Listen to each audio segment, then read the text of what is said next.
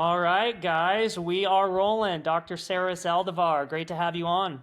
Likewise, Max. Thank you so much for the invite. Yeah, absolutely. I appreciate you taking the time, and to everyone else, welcome back to the Low Carb Consultant Podcast. So, today's guest is Dr. Sarah Zaldivar. So, she's a PhD in exercise physiology and nutrition, a licensed dietitian, and I would say a leading voice in the carnivore and low carb communities. So, through her coaching, her YouTube channel, and speaking engagements, she's helped countless people overcome sugar addiction, reverse metabolic dysfunction, and optimize their health from an animal-based lifestyle. So she's passionate about using diet and exercise not just for weight loss, but to rewire the brain, rebuild dopamine health, and fight aging from the inside out. So again, Dr. Sarah, great to have you on.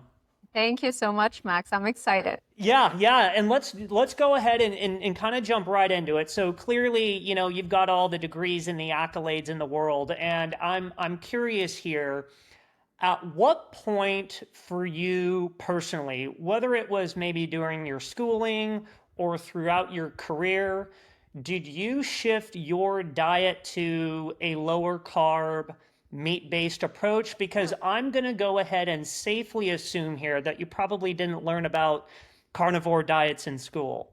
Oh no, absolutely not. It's funny. I was still doing my PhD. I remember when I would start posting about the carnivore diet. And like I remember one time I posted the pyramid of the carnivore diet, and I had this. She was a student with me in the same doctoral program, and she like it came out of nowhere because had no idea she had so much I don't know that she would have a reaction like that, you know? You would think that, oh, we're friends, you know, we hug and whatever. And then all of a sudden I wake up one day and she has written like online publicly on my page how, I should do better about, influencing people in the position that I'm at. I shouldn't be talking about, such a detrimental diet. So it definitely got a lot of pushback. And that's not the only colleague. So Mhm. there was another incident just like that in very close succession, but of course, I have no tolerance for that, so I shut that down. And I check up on her every once in a while. She's still struggling with anxiety and being overweight and not doing well, basically. And so maybe she should have had a more open mind about what I was talking about back then.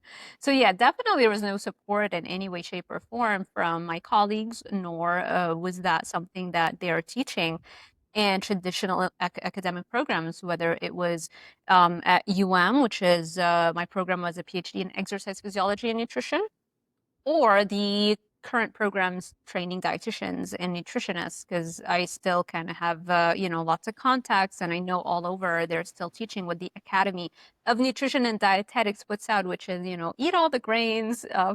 It used to be 5 a day, now it's 10 a day plants, fruits and vegetables, and red meat is going to give you cancer and all the works.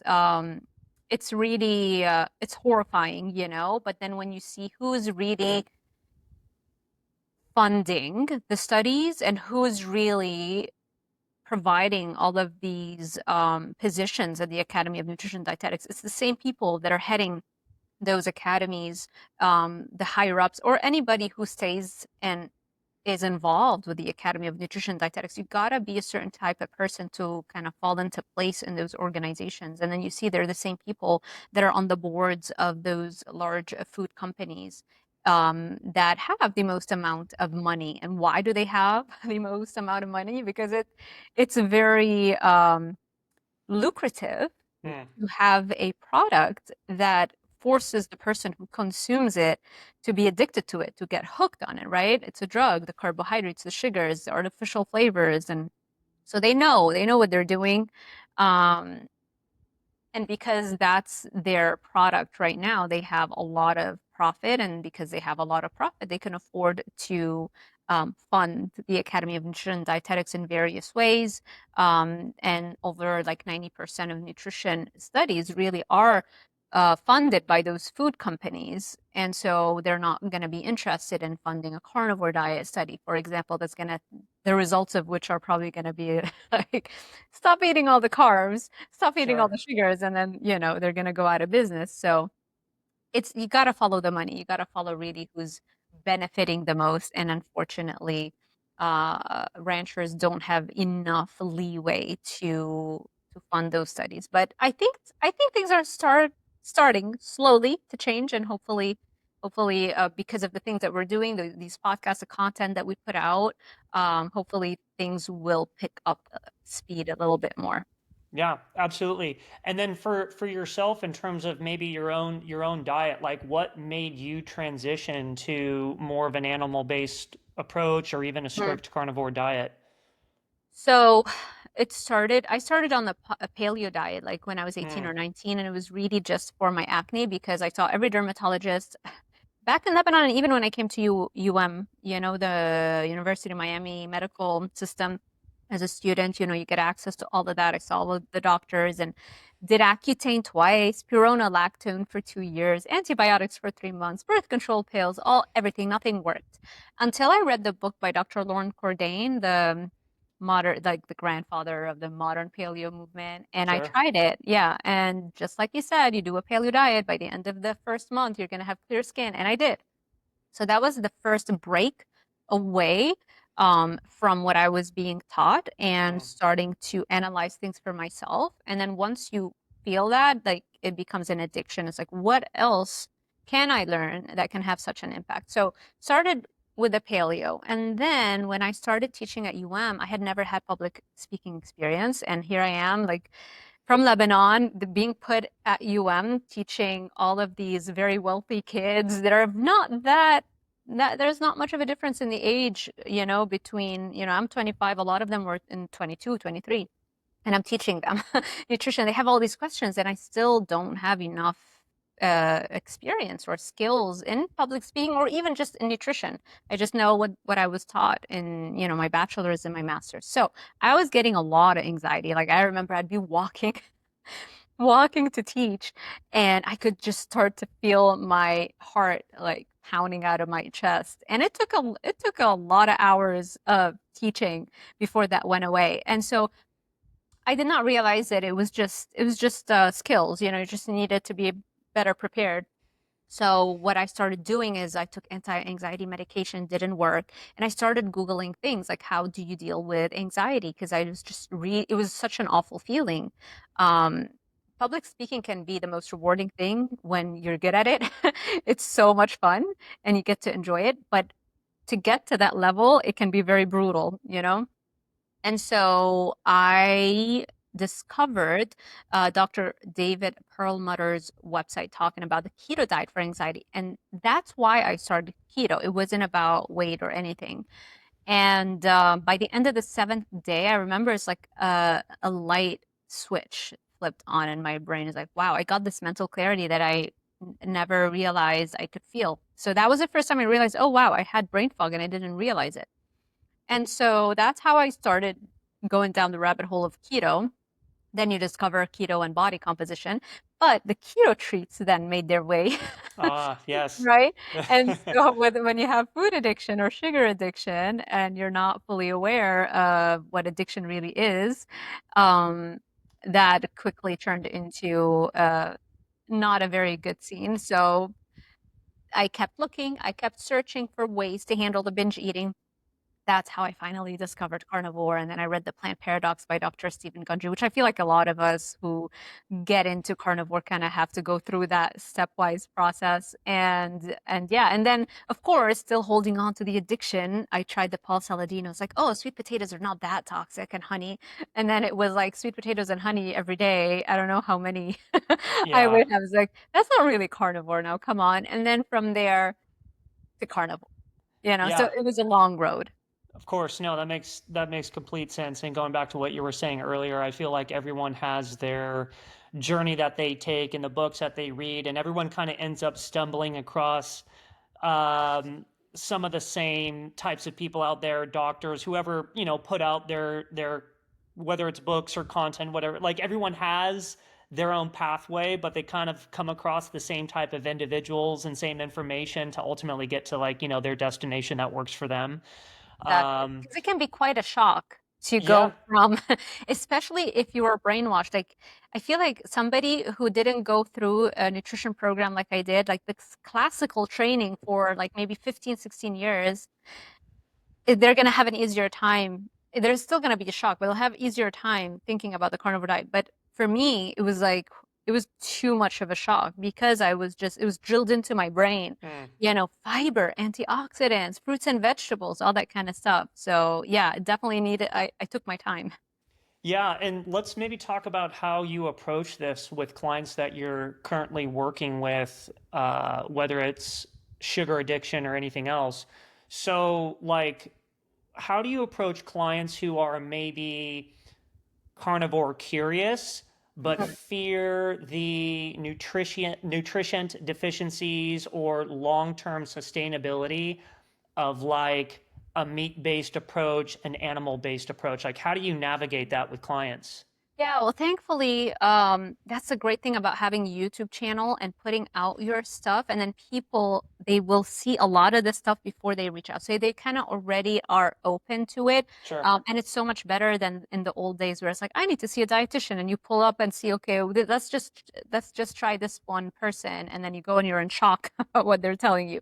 So the YouTube thing is very helpful. I have a lot of content talking about every single of one of those things, like Sure. fiber, vitamin C, cholesterol. I mean, I have lectures on all this kind of stuff. But even with that, of course, I still get a lot of questions. And it's just education is really where it's at. Telling people over 75% of people who have a heart attack don't have high levels of LDL. They have normal LDL. Those are people who have been given the stamp of approval by their doctors. Like, you're doing great. You're walking around, you're thinking you're healthy, my cholesterol is great, and then you have a heart attack. How did that happen, right? The fiber, there are very clear studies that show that you can cure 100% of constipation cases by giving them zero fiber. Like there's this 2012 very famous study that I reported on. So um, it's just the beautiful thing is that because I do YouTube, I have to always consistently do research and upgrade my knowledge and skills and share that, right? And people will usually consume a lot of that before they're ready. They're like, okay, fine, let's do this, and then they might hire me. And if they haven't seen a lot of my content, then it's just a matter of educating them. That's all. Yeah. And I was actually watching one of your videos yesterday preparing for this podcast, and I think it's your most viewed video. It's like the 9 tips or something like that when you're going carnivore. So it's ways to like maybe combat some of the digestive issues, whether it's diarrhea or constipation. It's a really, really, really good video. I suggest people who are watching this go and watch it. If they start dabbling into keto or carnivore, it's just a really good video to watch in terms of getting some background information on like how to get started, things to watch out for, and if you run into these situations, like how do you kind of Yeah. combat them. So that's I forgot the name of the video. It's like The adaptation yes. symptoms of a carnivore diet, something like that. Yeah. Yeah. And speaking just about women in general and females is because I think a lot of times, maybe people look at men doing a carnivore diet and they think like, oh, that makes sense. This guy's doing a carnivore diet, and they think like maybe women shouldn't eat just a strictly meat-based diet because for some reason it just doesn't align or make sense or correspond or whatever the case is. So what would you say when like for females in general, like what are some of the more common hormonal shifts you see, especially in women when they go carnivore and they're moving away from like their standard American diet or whatever they were eating before, even paleo? Yeah, I think estrogen dominance is a real problem for a lot of people, and I think all hormones really get back into balance once you heal the gut. And what is the fastest way to heal the gut? A carnivore diet. A lot of people have, candida overgrowth. When you have a candida overgrowth, because we've eaten so much sugar, so much carbohydrates for decades, candida promotes estrogen dominance in the body, right? And so carnivore diet will strip away the main food source of candida. It will starve it. So that's one of the major ways in which people are healing their guts. And then you've got SIBO, small intestinal bacterial overgrowth. Same thing. Once you have an overgrowth of bacteria, because we've been overfed, then that is going to lead to hydrogen gases and methane gases at a higher concentration, Mm. which is going to lead to heartburn, is going to lead to burping, cramping, gas, constipation, pain, all that kind of stuff. And again, we go back, carnivore diet is the fastest way really to reverse that, short of fasting. And so those are like modern epidemics. I see almost everybody has some level of that. And so the carnivore diet is going to heal those things so quickly. And once you have the gut healed, your hormones will naturally regulate Yeah. themselves, right? You're getting enough cholesterol, which is the raw material required to create your sex hormones, estrogen, testosterone, DHEA. Even vitamin D requires cholesterol that's coming from the diet to be created. So I see a lot of people trying to take potions and supplements and all that kind of stuff to try and regulate their hormones. But if your gut is not healthy, nothing is going to work. It's like maybe 0.1%, right? You got to heal the gut first. I'm not saying that supplements don't work at all, they do. But if you don't have the root fixed, those other things are just not going to be a good long-term strategy. Yeah, and so I got a question here maybe for you on this one, and maybe for some of the people that are watching this, they would have a question around like the why. So like when you switch to like, let's just say you switch to a generic like carnivore approach, is the reason you're healing from a lot of these things because technically carnivore is like an elimination diet? We're excluding a lot of the things, ingredients, preservatives were found in normal foods? Is it because we're excluding a lot of those things and going strictly meat-based approach and basically giving our body like the foundational elements? Or is there something to like the meat, the strict meat-based eating specifically that heals it? Like, or is it a combination of the two? Like, what would you say is like the key there? All of the above. I Hmm. think um, I think the biggest thing is healing the gut and starving the overgrowths, bacteria and mold and fungus, right? Hmm. That's the biggest thing because if you have overgrowths of those kinds of bacteria, they are going to create toxins and they are going to create all kinds of chemicals that will interfere with the normal functioning of your physiology. It will interfere with how much dopamine you can create, how much serotonin you can create. It will interfere even with nutrient absorption. If you have SIBO, which is a lot of bacteria in the upper level of your small intestine. This is where the bulk of your nutrient absorption occurs. So now we have serious nutrient deficiencies that are happening. So you think that you're eating healthy, let's say, but you're really not absorbing those nutrients. Hmm. And then you're removing in the carnivore diet all of the toxins and anti-nutrients in plants that will bind to vitamins and minerals and prevent their full absorption. Not to mention that if the more plant foods you're eating, you're getting forms of vitamins and minerals in their less biologically active form. So they're not, you think, let's say, I don't know, you think you're getting vitamin C from plants, right? But then if Hmm. you're also getting oxalates, it's not going to allow the body to really utilize it. Or if you're consuming carbs on a plant heavy diet, even if you're getting vitamin C because you're eating all the oranges, the glucose and the vitamin C share the same transporter. So the glucose is going to utilize the transporter to be absorbed into the blood. And by doing that, by competitive inhibition, your transporters are going to be busy just absorbing the glucose, and there's not going to be enough left to absorb the vitamin C. So you think that you're getting enough vitamin C, but you're really not. So Interesting. yeah, I have a video, a very old video on that, and I show you like the molecular mimicry. If you look at the molecular glucose and vitamin C, they're very similar chemistry, like the chemical structure of that. And then think about it, vitamin C is found in milligram amounts, whereas glucose is found in gram amounts. So you'll always have way more glucose coming in on a plant-based diet as compared to the milligrams of vitamin C that's found in some citrus fruits, let's say. So um the phytates, those are the anti-nutrients or the things that are found in plants that prevent the full absorption of nutrients. So you've got the phytates, the oxalates, the tannins. They will bind to zinc and iron, and they will block their full absorption. And so this is why I used to always have some level of anemia, even though, I was well fed, home cooked meals, but it's always like rice and beans and things like that. So it was a very carb heavy diet. So even though it wasn't like I wasn't eating meat, I was here and there, every day a little bit, the amount of plant anti-nutrients were preventing my body from absorbing enough iron. So I always had a certain level of anemia, growing up.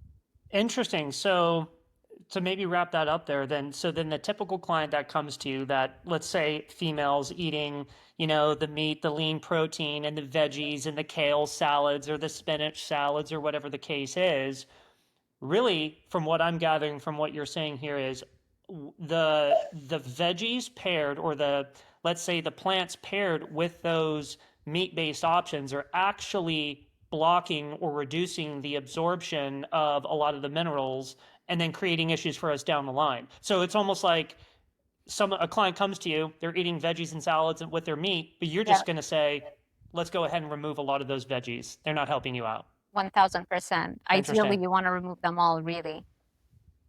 Yeah, that's crazy. Because I think a lot of females are probably coming to you. They think that they're eating healthy, but they're probably having a lot of issues, digestive problems, and they don't really realize that it's the somewhat healthy plants that are creating a lot of the problems in the first place. Yeah, exactly. We all go through that phase where we think we want to get healthier, we want to lose weight, and so we start eating more salads, right?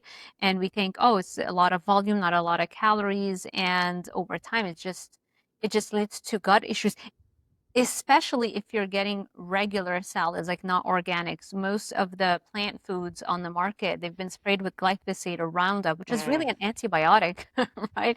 It's like you're being low dosed with antibiotics, wiping out all of the good bacteria in your gut. And that once you start having this imbalance in your gut microbiome, this is really the root of pretty much everything.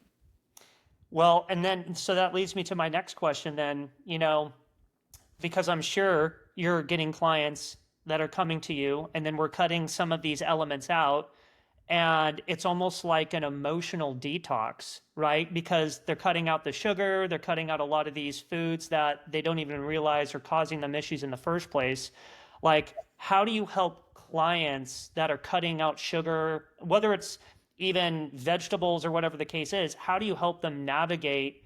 And I know you probably have a lot of information on this on your YouTube channel, like you were saying earlier, but how do you maybe help them specifically navigate those issues with cutting out the sugars and the processed foods as they're kind of making that transition?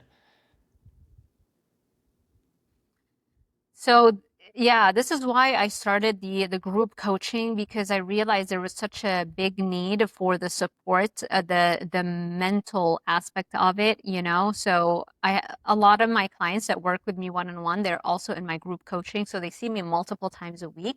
So we have the Got it. one-on-one where we're really focused on them, like everything, the specifics for their case, and then with the group coaching, it's further repetition of how to live life without looking at a substance for support, So food becomes really fuel. Having said that, it's really delicious food. I mean, a carnivore diet is absolutely delicious, eggs and bacon and, steaks and fatty steaks and ground beef and shrimp. I mean, it's really delicious food. So it's not so much that I think people struggle with, as opposed to not being able to have chocolate, you Hmm. know? And I'm not saying everybody can't have a piece of chocolate. I think it's on a case by case basis. But if you have, serious autoimmune conditions, if you have food addiction, if you have emotional eating, if you're on the scale for a certain level of food addiction, and a lot of people, especially in the current food environment, they're really getting closer to end stage food addiction a lot sooner, a lot faster than previous generations, because we have things like deep fried Oreos, we have things like, ice cream pizzas and just crazy stuff everywhere. So I feel like the prevalence and the severity of food addiction is getting worse and worse, and it's happening sooner and sooner for people. And so really have to tackle that portion of it. Have you developed a certain level of dependency on using food as a way to manage your state? And uh, and so it's on a case by case basis, but Yeah, it's a lot of like the mindset stuff. It's also education. How do you raise your baseline dopamine to have more energy, to have more discipline, to be free from any kind of slavery to a food or a substance, you know? Yeah, and speaking of, and all that makes sense. And speaking of dopamine, I kind of wanted to switch gears and talk about like, forms of exercise that can help with dopamine, whatever the case is. Like, and I'm pretty sure you're a big proponent of high intensity interval training, correct? Yes. Is there a reason why hit workouts specifically Mm. play a factor in maybe rebuilding dopamine receptors? Like, how does that work specifically? Yeah, great. It's a great question. So this was really the topic of my dissertation, right? I worked on chocolate and sugar addiction and using exercise to manage that. And so little did I know later on that that was going to become a major part of what work I do with my clients. And I wrote a guide on that called Dopamine Brain, specifically on this topic. So there is a difference between raising dopamine levels and raising baseline dopamine, right? I can go shopping right now and raise my dopamine levels. I can have a cupcake and raise my dopamine levels. That's not what we're trying to do there, right? And the problem is that if you go on Google and you say, how do I increase my dopamine? Everything you get is how to raise your dopamine, not how to raise your baseline dopamine. Got it. So there is a huge difference. What I'm interested in and what I think is the most important thing for people to do is to raise their baseline dopamine. What does that mean? It means raising the number of D2 receptors or dopamine receptors on the cell surface of your brain. Because dopamine gets released from a brain cell, it has Hmm. to attach to the receptor for it, which the biggest one that we really like to talk about is the D2 receptor because you have D1, D2, D3, D4, D5. But D2 is the one that's really the one that sets the tone for your baseline dopamine level.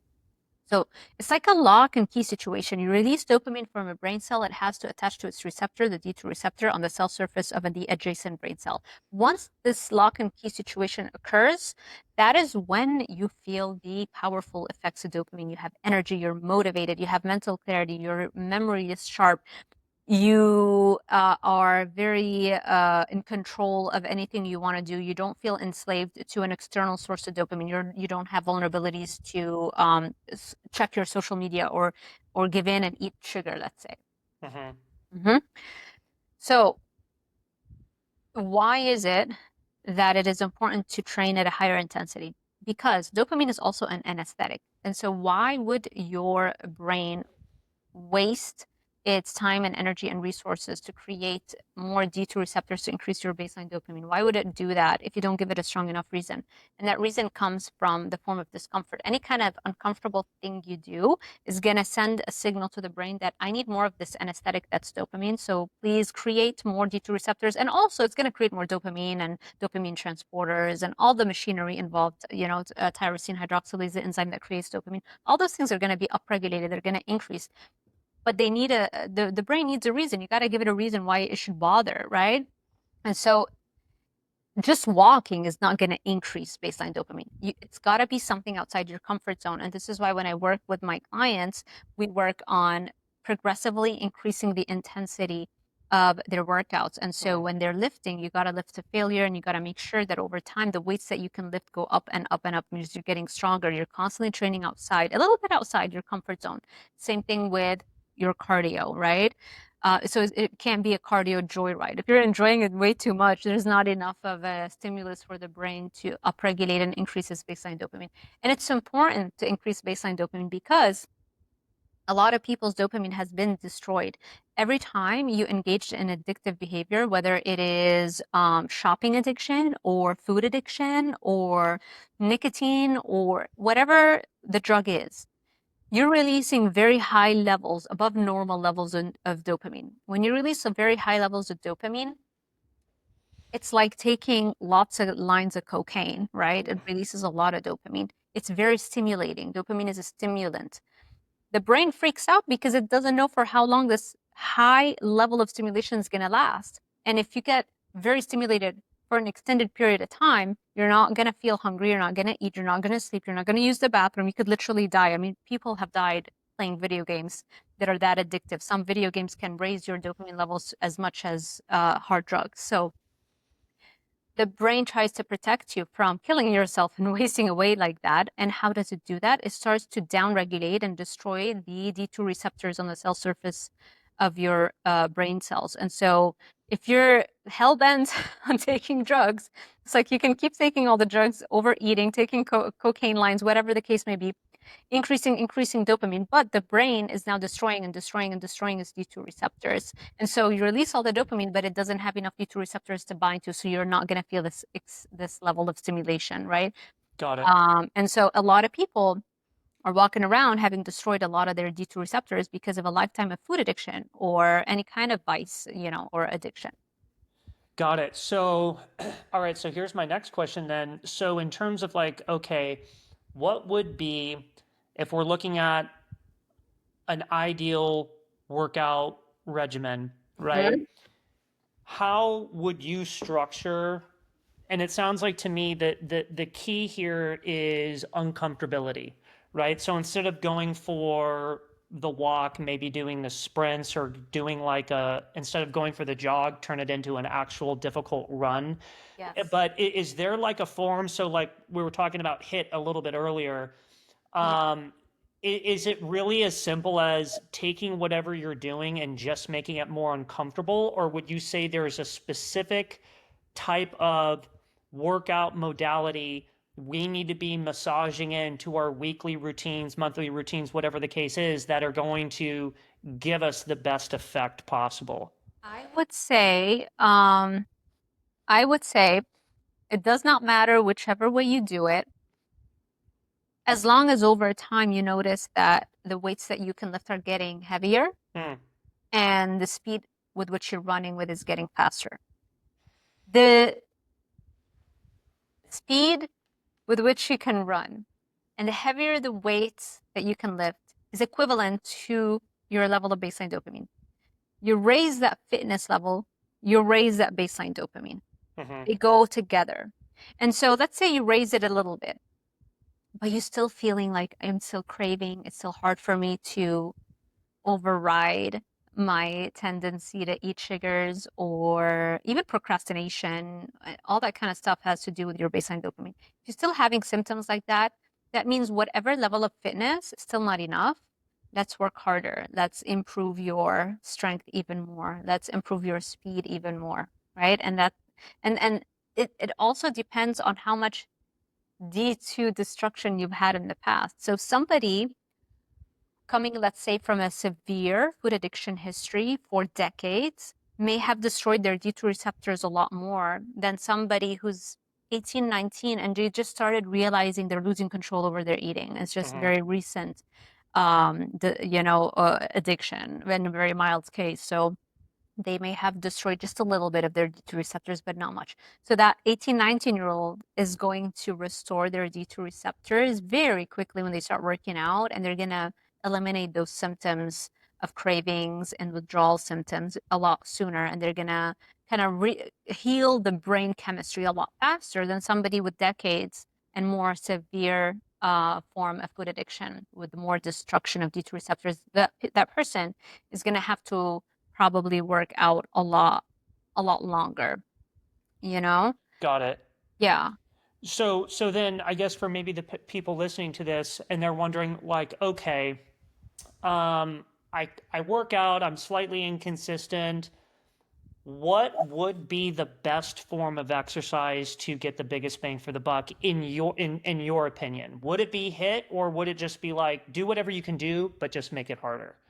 I would say do whatever you can do, just make it harder because Uh, with HIT, you can probably do twice a week, and then the rest of the week you're not developing the habit of every day waking up and raising that baseline dopamine every day. And you're just gonna take a lot more to recover from that HIT workout.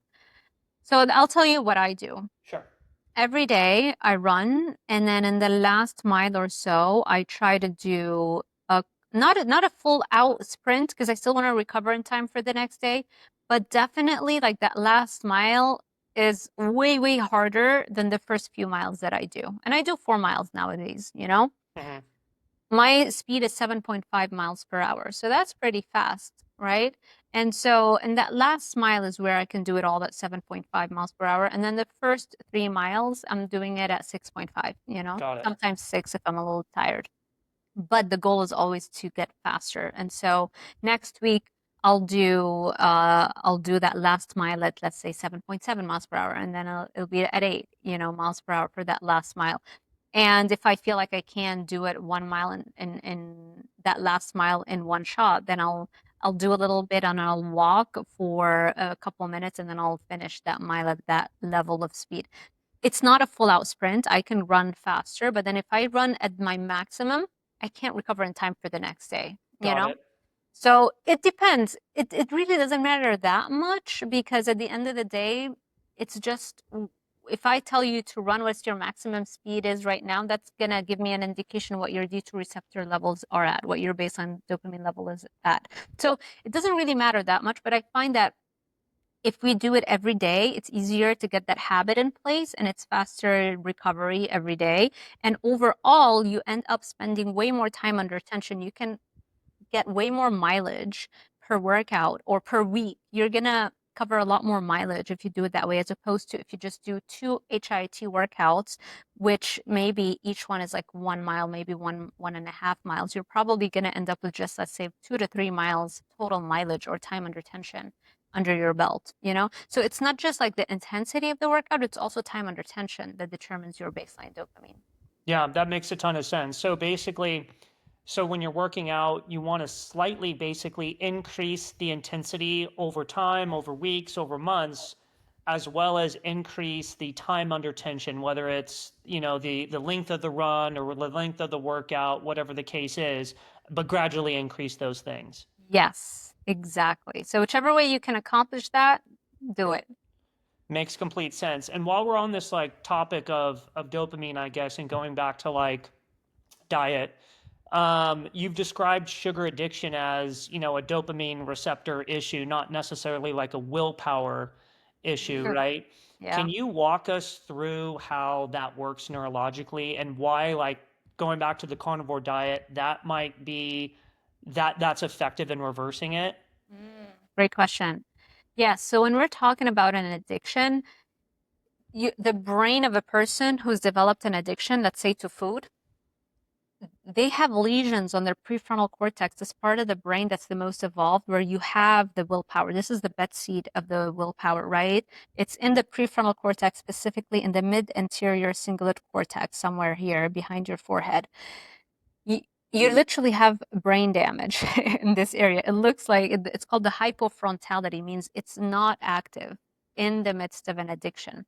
This is why when people go through a craving for food, a lot of them, if they don't realize what's going on, they're gonna give in because you feel like you're dying. You feel like you're going through an out of body experience, Sure. especially the first few times you encounter that, right? Have you been there?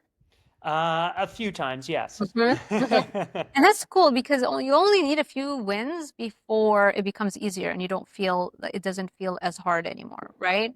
Yeah, And that's what people need to remember, that you can win over that and it's just gonna feel like you're dying the first few times until you develop enough strength and you rewire the brain to be able to overcome that. So what happens in the midst of a craving? The craving is simply your brain sensing this deep deficit of dopamine and sensing that you're low on dopamine, and it's going to do everything it can to convince you to go and raise your dopamine levels right now because your brain running on very low dopamine it's a very, very painful state to got be it. in, right? This is what always leads addicts back to using, to relapsing. It's when they go through that craving where their brain is sensing a very deep deficit of dopamine. So when that happens, it's called an amygdala hijack situation. The amygdala is an almond-shaped little structure in the middle of your brain. It's part of the ancient brain, the limbic part of the brain. That's more emotional and it's not rational. And it's the stress center of your brain. So when the brain senses this deficit in dopamine, you're going through a craving, it's such an uncomfortable feeling that the amygdala is turned on. The stress part of the brain is turned on. What it does is the amygdala sucks up all of the oxygen, all of the blood flow away from your prefrontal cortex, where you actually can have a rational thought. This is the real you, where you can think rationally and clearly and analytically, and where your willpower is. It sucks away all the resources. So now this is like you have brain damage in the prefrontal cortex. And so this is why a lot of people give in, because they can't think rationally. They can't. You even have like a form of amnesia because your memory is impaired when the amygdala is turned on. Hmm. What I'm describing is called an amygdala hijack. This is when people react in a way that's not helpful for their long-term goals. And when they come out of it, they realize, like, what did I just do? Like, this just makes no sense. Because willpower depletion, it's just not, there's not enough resources. The memory, you have amnesia. You forget how many times using that drug has destroyed your life. You literally have addiction amnesia. You Interesting. can't even, yeah, you cannot even bring to the forefront of your mind how terrible it's going to be. And you've been down this road countless times before, and so being aware that you are in the midst of an amygdala hijack situation, no matter how terrible it feels, no matter how you feel like it's an out of body experience, just realizing what's happening allows you to distrust your thoughts, because the way that your brain is going to push you to go back and relapse and eat the sugar or consume that drug is by giving you a lot of hopeless thoughts, negative thoughts, automatic Mm. negative thoughts. You cannot believe them. That's just the amygdala and the area in the brain that is the like the that's not named the structures right now, but just the area in the brain that is so wanting to get that dopamine hit. It's gonna release all those thoughts. So a big element in staying strong, and it's really also a mental strength tool, right? Okay. Distrust the thoughts, right? When you've set a goal to do something and then you go through this resistance and you're feeling like, I'm gonna give in and I'm not gonna follow through on my goals, the biggest mental strength tool to use is just do not believe your thoughts. You're just going through a very heightened stress situation. It's called an amygdala hijack, and you just train yourself to always follow through on the goals no matter the amygdala hijack intensity, because over time it becomes easier to just do it anyway, and the body starts to adapt to this feeling, and it no longer feels like an out of body experience in the future. And that can happen to any goal, right? Because the amygdala hijack can happen to everything, not just giving in to a drug, but also following through on a goal that you set, Mm. you know? And Sure. so, yeah. And so just training the brain that when I feel this way, I do it anyway, it starts to feel easier and easier and easier. Because remember, a dopamine is an anesthetic. If you go through a very uncomfortable situation for an extended period of time, the brain is getting the signal, I need to create more of the anesthetic. And so over time, it starts to increase more dopamine and more D2 receptors. So over time, your baseline dopamine goes up and up and up, the more mental battles you win and the more amygdala hijack situations you win. And so this is why you Interesting. mentioned that you felt this out of body experience a few times, but then you didn't because you adapted. You just have to win it a few times.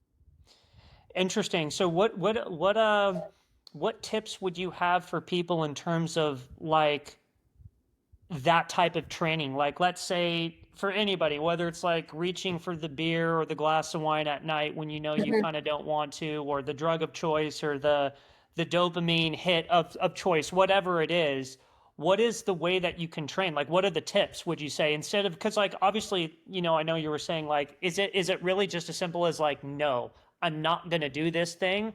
Or what are some tips people can take away where they can just say, like, you know what, I'm going to use this type of method to steer clear of this situation that I want right now, but I'm not going to let myself have?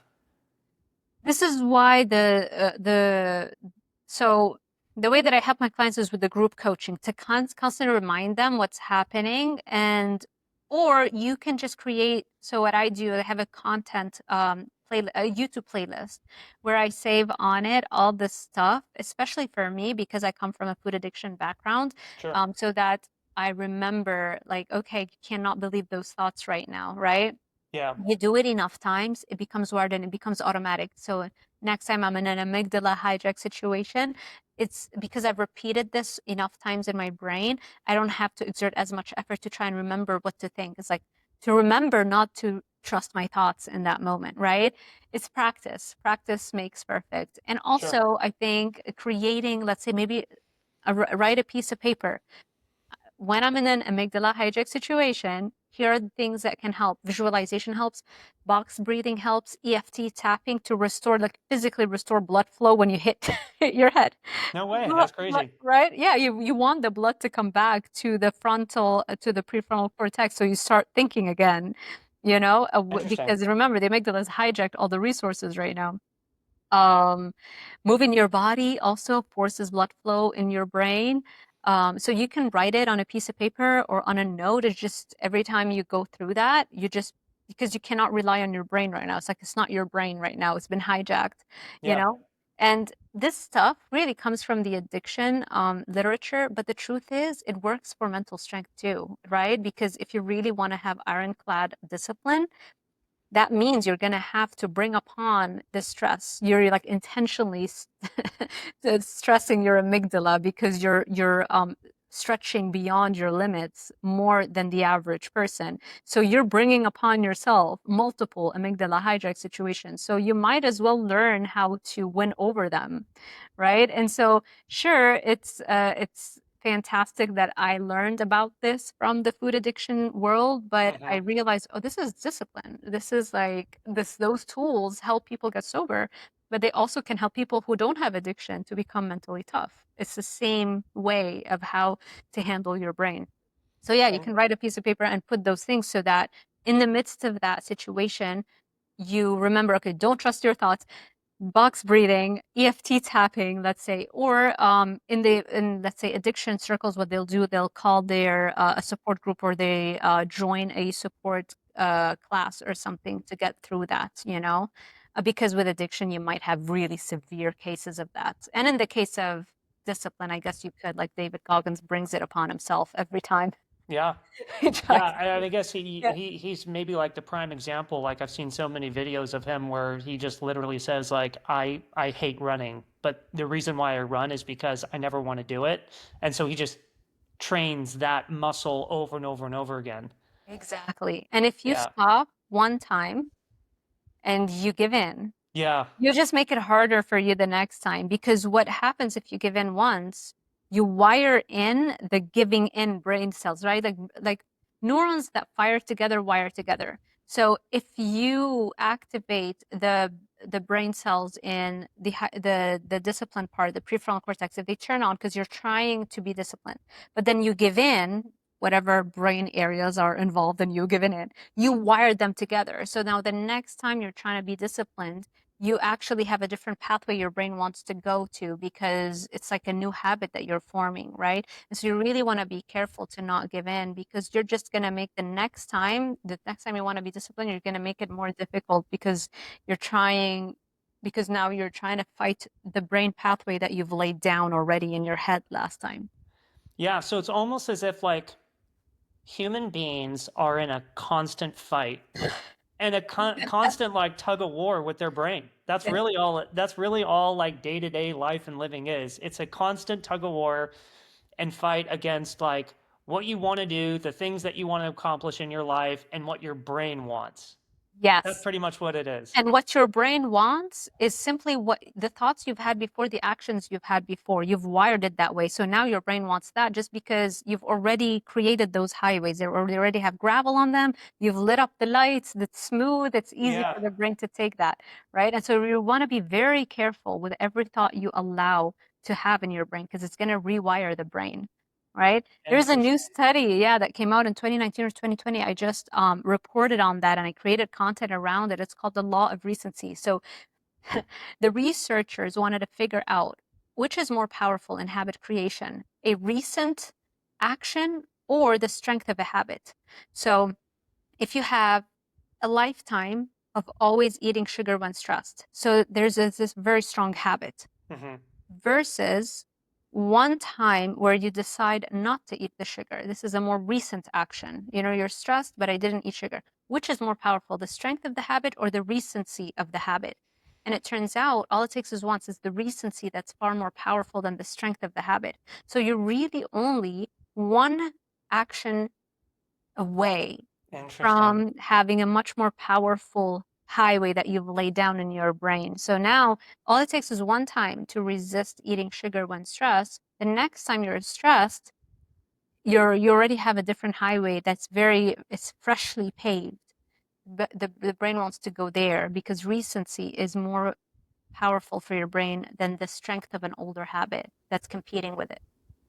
Interesting. So maybe some advice or tips for some people, listening to this, like whatever the vice might be, whether it's, alcohol or vaping or drugs or sugar, whatever the case is, it's almost like if you could just push through or hold off through that time period using some of the tips that you were talking about a little bit earlier and then get through it, it almost, based off what you were saying, the law of recency, it almost lays that pathway moving forward for like whatever you want to call it, like new opportunities or like moving through the whatever the addictive substance might be. Correct? It just takes that one time. One time. Here's the catch though, is that you have to do it under different circumstances.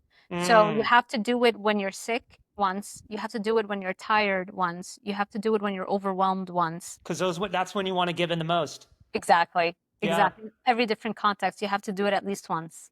Oh, that makes tons of sense. Yeah, and then you're basically rewired your brain in a multitude of different situations, basically that allows you to, I don't know if you want to say cure, but actually like move through fully whatever the vice is, Yes. right? Exactly. Exactly. Interesting.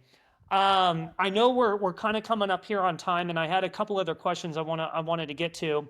Going back to some of the diet stuff though, because I know through some of your content and your videos, you've been kind of advocating more so for like carnivore being maybe a little bit more superior than like a traditional, let's call it ketogenic diet, right? And so for some of the people that are listening that are looking at going like low carb or keto or let's call it like dirty keto, which I'm not a big fan of, or like strict carnivore or hyper carnivore, like what are the biggest metabolic or hormonal advantages you see with going a more strict approach than like a traditional like ketogenic diet where people might jump onto? I feel that everybody should at least give a strict carnivore a try, at least for 90 days, because you'll never know what kind of person you really are Mm, without the influence of plant toxins. It's insane. I mean, your mental health, even if you're not severely depressed, some people just have low-grade brain fog or low-grade depression. It's called dysthymic disorder, for example. They're just kind of like zombies. They're not clinically depressed, but they wouldn't even know that until they come out of it, right? And the only way to come out of it is to completely eliminate plant toxins for 30 to 90 days, ideally 90 days. Um, things like moles, eczema, psoriasis, acne. Um, you might have a certain level of food addiction and you're not even aware of it, right? Every once in a while you slip up and you just brush it off. Oh, it's nothing, but it's like really actually an addiction that's taking hold. And so all those things can be treated at the root cause just by removing any potential thing that is introducing a low level chronic rate inflammation in your body and brain, because your brain is part of your body, right? sure. So you wouldn't really know what kind of a different person you can be until you try that. I mean, people are healing things that nobody would think is related to diet, like vitiligo, or you don't have enough melanin in your skin. Very quickly, you start healing that. Hair loss, you know, Hmm. can come back. I mean, just wild things. I keep hearing crazy things every day in this community on a carnivore diet. So it's just worth a shot. Yeah, of course. I would say the exact same, the exact same thing. I mean, for the amount of podcasts I've listened to about like people just like the big name that comes to mind is like Jordan and Michaela Peterson, Mm-mm. right? Michaela Peterson had all of these crazy arthritis issues when she was like younger and had like I believe like knee, hip, maybe ankle replacements and all these types of things like at a very young age. And Yeah. like, she had to go through her own journey, like we were saying earlier about like cutting out this, then cutting out that, and then cutting out the next thing. And like things got slightly better, but then ultimately finding like a carnivore diet like healed all of these crazy issues that we've got all the drugs in the world for and all of the the prescriptions in the world for to cure, but it's like really just as simple as watching what you put in your body as well as what you're not putting into your body. An example of that. So my husband, when I met him, he would basically eat a carnivore diet, but the only plant food he ate was a bed of spinach because, veggies. Sure, sure. He wouldn't even add salad dressing. He wouldn't eat even add anything, just dry spinach leaves, and then he would put like a chicken breast or ground turkey on top. And because he was always into lifting and, wanting to always be fit. And I remember um when I started learning more and reading the plant paradox, I remember telling him, I wonder if the spinach is what's causing. He's had very debilitating low back pain ever since Mm, I met him. And he thought it was because he had a bulging disc. So in like 1995, Hurricane Andrew came to Miami and a tree fell on his house and he literally was moving it. And the next day, his back gave out on him, and the next day he had to go to the hospital and showed that he had a bulging disc. And so every single uh, neurologist and specialist at the University of Miami and Jackson Memorial Hospital, all of those two like hospitals in South Florida, right? That sure. he's seen the top of the top are telling him, oh, it's just that you've got a bulging disc and you can do surgery and those are your options. But he always didn't want to go down the surgery route because of the effects, the side effects, and the risks that are implicated in that. Until we've been together for, let's say, I think we were together for after 7 or 8 years. He's still always having that problem. It got really, really just kept getting worse and worse to the point where he's scheduling with the Laser Spine Institute, he's scheduling a surgery to fix that. And that was around the time that I'm learning about plants and plant toxins, and I'm reading the Mm, Plant Paradox book. Um, and to tell you how bad it was, like he could not be horizontal for more than a few hours. Like if even sitting down and driving, sometimes we'd go to Disney from Miami. It's like 4 or 5 hour drive. By the mhm. time we get there, his back is so sore, it's so uncomfortable. He couldn't watch, let's say, two movies back to back. If he wanted to just Netflix and chill, he couldn't do Sure. that because, he wouldn't get enough sleep because just staying horizontal for too long would make the soreness and the pain really unbearable. Probably wake them up too, something. Yeah. Exactly, and Yeah. taking all the pain medicine. So I was like, you know what? The only plants you eat anyway are spinach, like all these spinach leaves. Why don't we stop doing that for a while?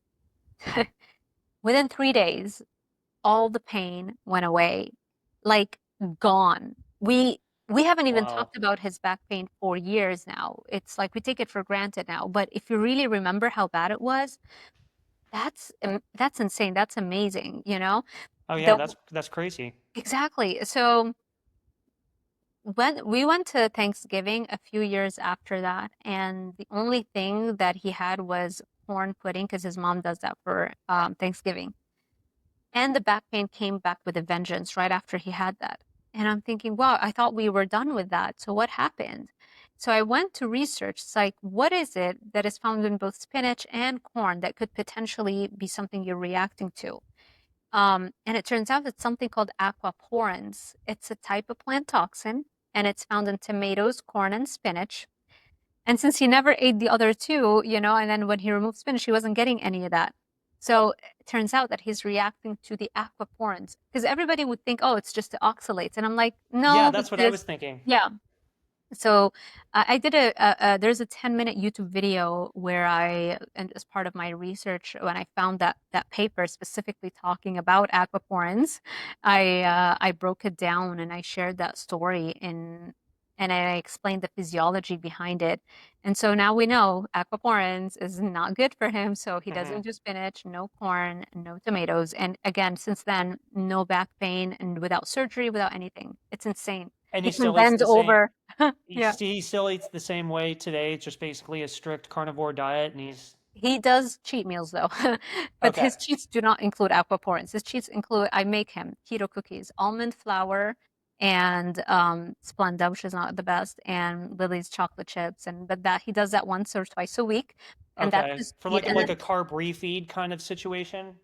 yeah, it's keto. It's not really a lot of carbs Oh, okay, got it. because it's almond flour. But yeah, Hmm. you could I guess call it that. But Hmm. the rest of the day is strict carnivore. Yes, the rest of the Interesting. week. Yeah. Interesting. No, that's a cool story. Yeah, and I mean, right now I tweaked my back a month ago, just not even doing anything crazy. I picked up a kettlebell. I wasn't even lifting it. I picked up a kettlebell, and then the next day I had to jump on a flight to San Diego, and then I couldn't even I could barely get out of the airplane seat. Like I'd screwed my back up so badly. And then I was just like completely miserable the entire time we were on vacation. And, now I'm trying to think of like, what plants are or compounds are somewhere in my diet that are continuously causing me aggravation. And now I'm just thinking like I got to get rid of those things. Yeah, because he's still like you give him an MRI, a scan, you'll Hmm. still see the bulging disc is still there. It's just the symptoms are gone. There's no more pain, Yeah. you know? So yeah, Interesting. very, right? Yeah, that's crazy. Yeah. So you wouldn't know unless you try a carnivore diet. You wouldn't know what are the things that you might assume have absolutely nothing to do with diet because it's like a bulging disc. There's no way it has to do with my diet. I can physically see the dislodged vertebrae.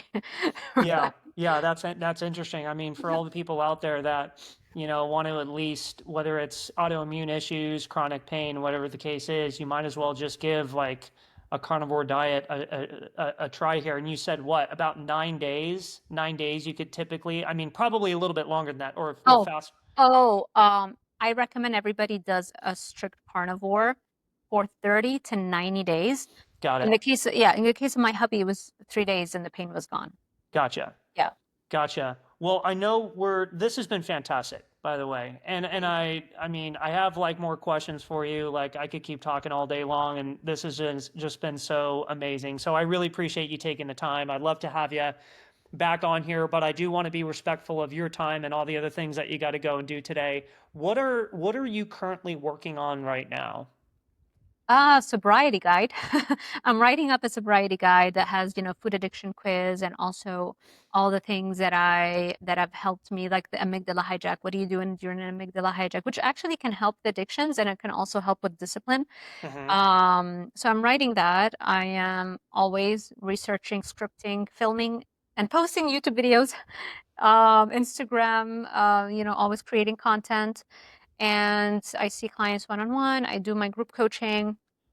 Yeah, that's pretty much what I'm doing. Yeah, and then where I'll post the links to everything in regards to like your YouTube or Instagram. Is there like are those the best places for people to find you, or is there anywhere else like? Yeah, so my YouTube, Dr. Sarah Zaldivar, my Instagram at dr.sarah with an H dot Zaldivar. And then my website is where you can see all the coaching that drsarahzaldivar.com / coaching for the one-on-one packages, and then drsarahzaldivar.com / group coaching if you want to do the group coaching thing. And then I have a lot of guys like the dopamine brain that I was telling you about that Hmm. teaches you how to raise your baseline dopamine using exercise. I have another guide called Monster Mindset that teaches you how to raise baseline dopamine also using visualization because Oh, cool. that's a major thing because if you're just working on the physical component but you're not taking full complete control of your thoughts by learning how to visualize the right way, then you're wiring in those old thoughts, the automatic thoughts, and you're just making it harder and harder for you to change those thoughts.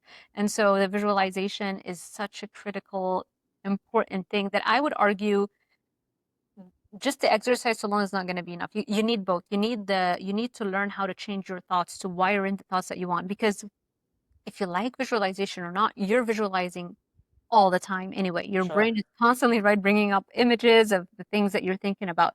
It's just that we're running on the automatic, the default mode network. We're kind of rehearsing the same thoughts we've always grown up with, and we've never challenged. And so the more we rehearse them, the more they create thicker connections in our brain.